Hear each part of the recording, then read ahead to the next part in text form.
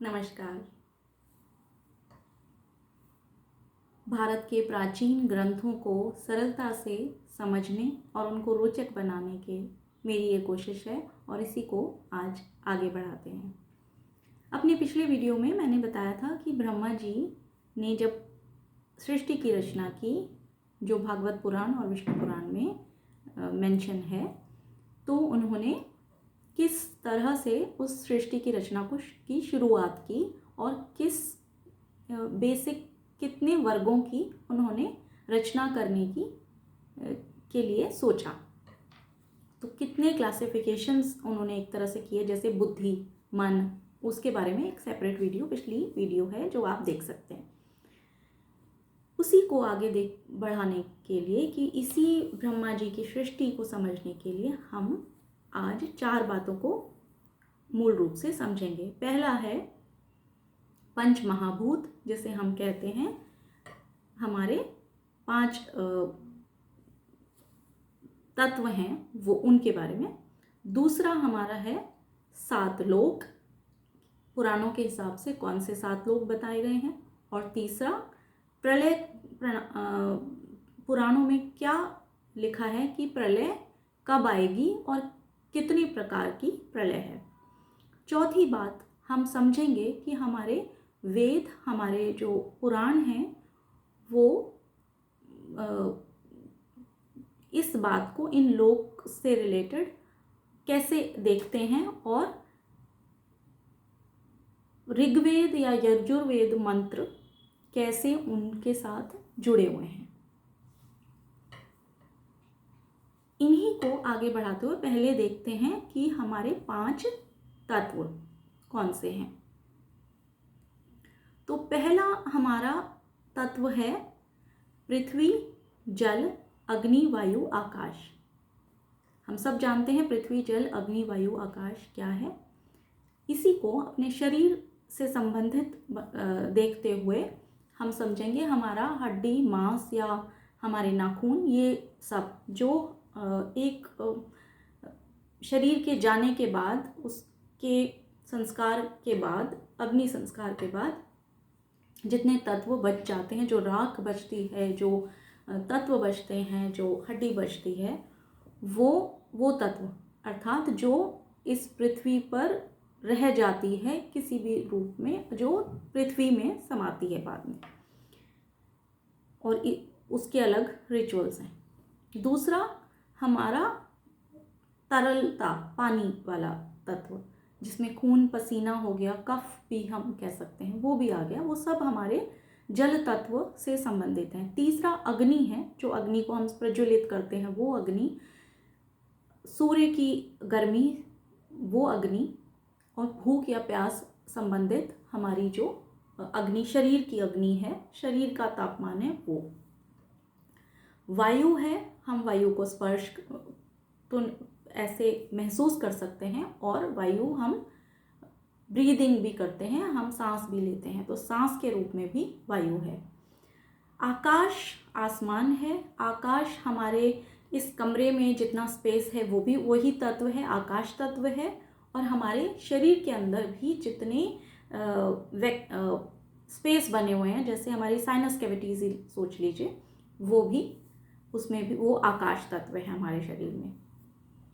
इसी के बाद हमारे पुराण में दूसरा एक और मूल तत्व, मूल बातें कही गई जिनके बारे में जानना जरूरी है, वो है 7 प्रकार के लोक, सप्त लोक जिसे कहते हैं। सबसे पहले है भूलोक, भुवलोक, स्वलोक, महलोक, जनलोक, तपलोक, ब्रह्मलोक।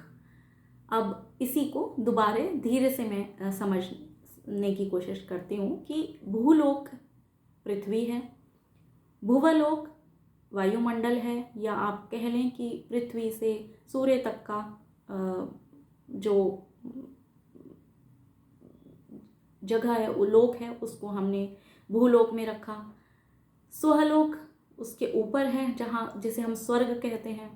फिर महलोक आता है, जहाँ पे ऋषि, भृगु ऋषि, जो हमारे ऋषि हैं, वो रहते हैं।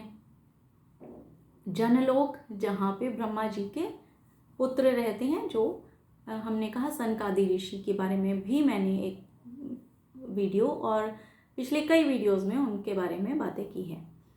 तो उनका स्थान अगर हम ये कहें कि ब्रह्मा जी के वो पुत्र, 4 पुत्र कहाँ रहते हैं, तो वो जनलोक में रहते हैं। तो जैसा मैंने अपने पिछले वीडियो में बताया था कि वो जीवित हैं। अब कोई पूछे वो दिखते नहीं हैं, वो तो उसमें मैंने बताया था कि वो चिरंजीव हैं। वो दिगंबर स्वरूप में रहते हैं, बाल रूप में 5 साल की आयु के बालक हों ऐसे लगते दिखते हैं। लेकिन वो कहाँ रहते हैं, तो वो मूलतः जनलोक में रहते हैं और हम रहते हैं भूलोक में, पृथ्वी पर। तपलोक एक और है जो जहाँ पे वैराग्य तपस्वी, जो तपस्वी जिस लोक में चले जाते हैं, तपस्या के थ्रू ही उस लोक में जाया जा सकता है।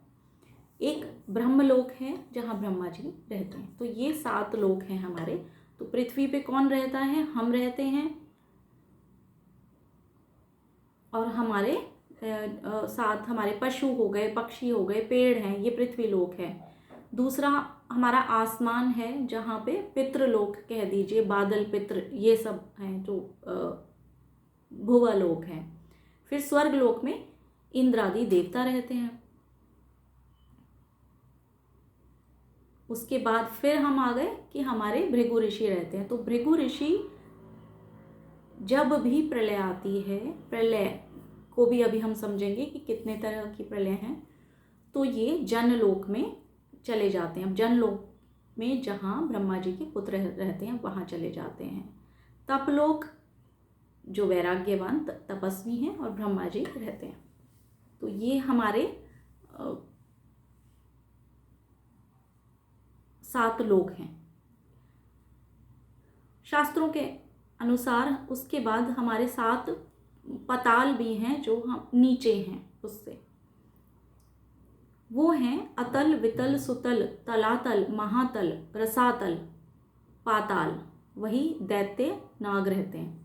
तो कई बार हम जब पुराण में कोई कहानी या किसी का वर्णन किया जाता है कि ये दैत्य वहाँ से हार करके, युद्ध हार के ये रसातल में चले गए, ऐसा वर्णन आएगा जब कुछ चीज़ों को हिरण्याक्ष की कथा में भी हम देखते हैं। और बहुत सारे दैत्यों के का जब हम पढ़ते हैं कि उनको हरा दिया गया, या जिन्होंने युद्ध किए थे और फिर वो दैत्य बीच में कहाँ चले जाते हैं या रसातल से आ जाते हैं। तो रसातल की भी कई जगह वर्णन की गई है। तो इस तरह 7 लोक हैं और 7 पाताल हैं। और जब महाप्रलय आती है तो ये नष्ट होते हैं।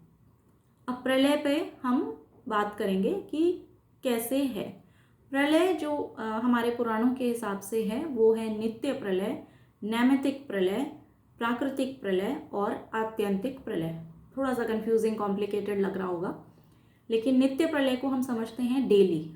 मैंने अपने कुछ वीडियोस में कॉस्मोस एज, मानवीय वर्ष और ब्रह्मा जी के वर्षों का जिक्र किया था, और उसका कारण यही था कि जब हम आगे कुछ भी बात पुराण की समझने लगे तो फिर से हमें उसी टाइम जोन को रेफ़र करते हुए समझना पड़ेगा। अगर हम उसे अपने सोचने लगें कि कितने BC पुराना है तो हम उसको सोच नहीं पाएंगे। उसके लिए हमें वही कैलेंडर सिस्टम, वही सिस्टम समझना होगा जो हमारे पुराण में दिया गया है।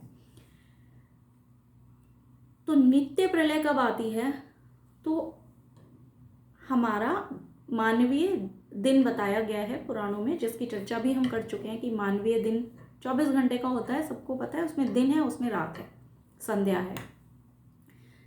सिमिलरली ब्रह्मा जी का भी दिन है, ब्रह्मा जी की भी रात है। तो जब हमारे मानवीय दिन की जो रात आती है उसे हम नित्य प्रलय कहते हैं। पुराण में ये लिखा है कि वो नित्य प्रलय है, उसको नित्य प्रलय का नाम दिया गया है। उसमें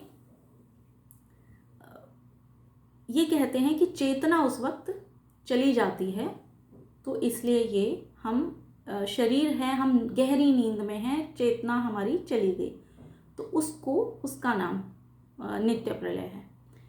दूसरा शब्द यूज़ किया है जब ब्रह्मा जी की रात होती है। ब्रह्मा जी का दिन बहुत बड़ा है। ब्रह्मा जी का दिन हमारे 4.32 अरब साल के बराबर है, जो पिछले वीडियोस में हम हमेशा बात करते हैं।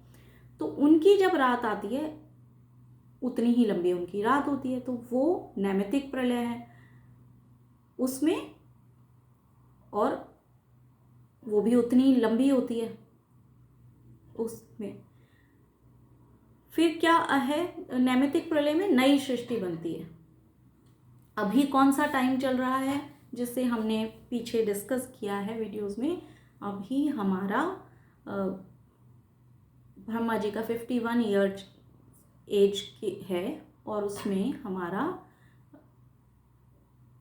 जिसे कहते हैं वाराह कल्प चल रहा है। और वाराह कल्प यानी श्वेत वाराह कल्प यानी अर्थात इसमें इस दिन को विष्णु भगवान ने वाराह रूप का अवतार लिया था, और श्वेत रूप वर्ण के वाराह रूप का अवतार लिया था, इसलिए श्वेत वाराह कल्प हम कहते हैं।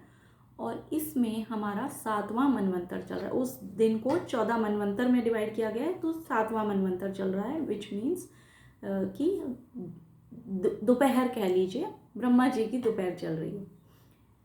ये आज का वक्त है अभी, और वो क्योंकि बहुत बड़ा टाइम स्पैन है, हमारे लाइफ स्पैन के बियॉन्ड है वो। हमारी उम्र बहुत कम है और ब्रह्मा जी की उम्र भी 100 दिन है, उनके 100 दिन। तो उसकी के भी वर्णन हमने कॉस्मिक एज से रिलेटेड जो वीडियो है उसमें की थी जिक्र। इसी को आगे बढ़ते हुए कि प्राकृतिक प्रलय कब आती है, जब ब्रह्मा जी के 100 साल पूरे हो जाते हैं, विच मीन्स 311 ट्रिलियन साल बाद। इतना उनका वो है, 311 ट्रिलियन 40 अरब और भी हैं उसमें, उतने। तो 7 लोग पंच तत्व सब प्रकृति में लीन हो जाते हैं उस वक्त पे, और जो विष्णु जी हैं वो शेषनाग पर चले जाते हैं। फिर से ब्रह्मा जी नए, एक नया एरा शुरू होता है, नए ब्रह्मा जी आते हैं और उसमें। तो ये प्राकृतिक प्रलय उसके लिए है कि जहाँ सृष्टि तब कैसे आएगी प्रलय। फिर एक और प्रलय है जिसको कहते हैं आत्यांतिक प्रलय। इसका दूसरा नाम है मोक्ष। ये प्रलय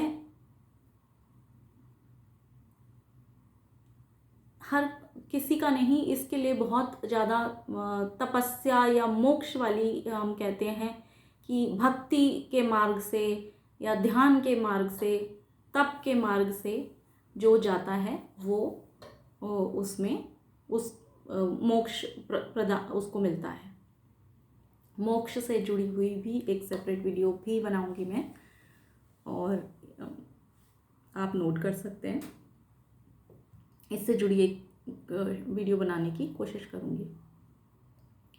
तो ये हमारे प्रलय हैं। और सृष्टि प्रलय की जब बात होती है तो सृष्टि प्रलय जब हम देखें तो ये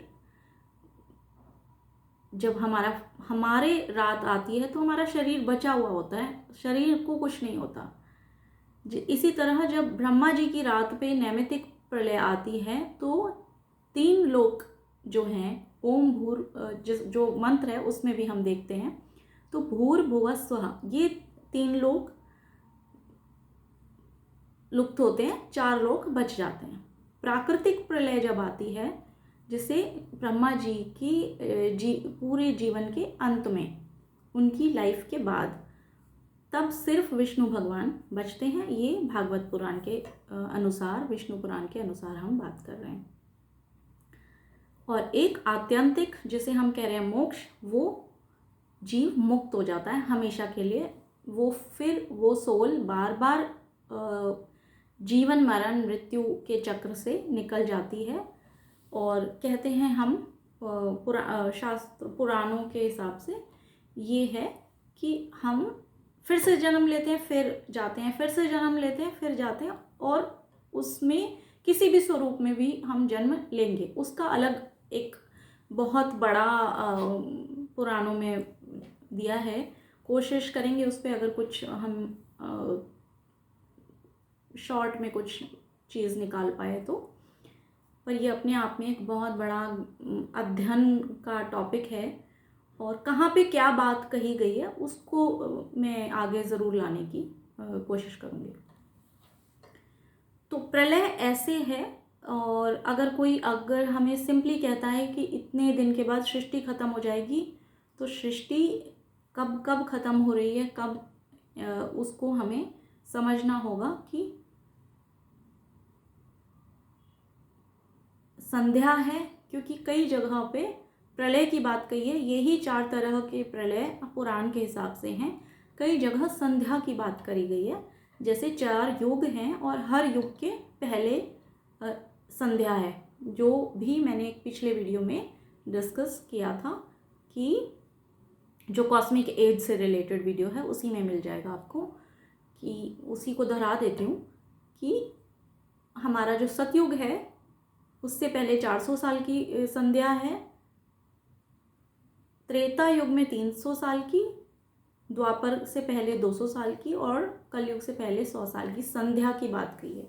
तो वो संध्या का जो समय है उसको भी हम अलग से समझने की कोशिश करेंगे, किसी वीडियो में कोशिश करेंगे।